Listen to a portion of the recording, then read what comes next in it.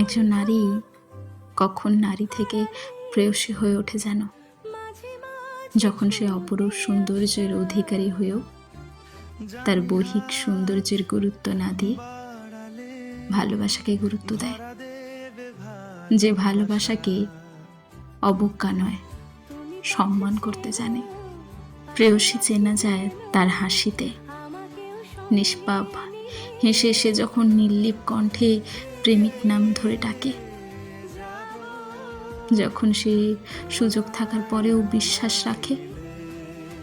বেকার প্রেমিক কিংবা অসুন্দরের মাঝেও সেই সৌন্দর্য তুলে ধরে প্রেমিকের ব্যক্তিত্বের।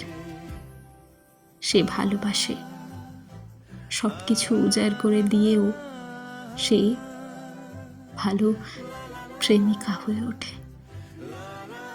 একজন নারী কখন প্রেয়সী হয়ে ওঠে জানো? যখন সে শুধু তার নারীত্ব দিয়ে নয়, হৃদয় দিয়ে আগলে রাখে প্রেমিককে।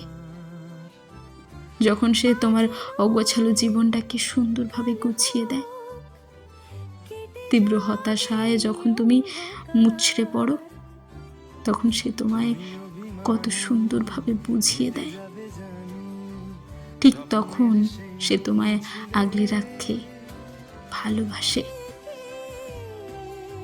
সঠিক প্রেমিক তো একেই বলে। ঠিক তখনও তোমার ভালোবাসা, যখন তুমি নিজেকে ভালোবাসতে ভুলে যাও, সে তোমায় ভালোবাসে, আবার তোমাকে ভালোবাসতে শেখায়। একটা আনম্যাচিওর মেয়েও শুধু প্রেয়সী হয়ে একটা পুরুষকে ম্যাচিওর করে তোলে। একটা নারী পারে সব কিছুকে গুছিয়ে দিতে। একজন নারী থেকে প্রেয়সী হয়ে ওঠা এতটা সহজ জার্নি নয়। প্রেয়সী হয় কোমল হৃদয়ে, যার ঠোঁটের কোণে লেগে থাকে মিষ্টি হাসি। কি নিষ্পাপ তার দৃষ্টি, কণ্ঠ কি সুমধুর, তার চোখে লেগে থাকে নেশা। ও চোখের দিকে তাকিয়ে আদৌ অভিমান করে থাকা যায়? তার চোখের দৃষ্টি সুযোগ হলেই কেমন বুকের ভেতর বাজি পোড়ায়। প্রেয়সী এক আলাদাই অনুভূতি হয়।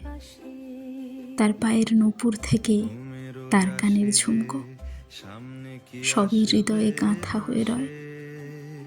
প্রেয়সী কেন এতটা সুন্দর হয়?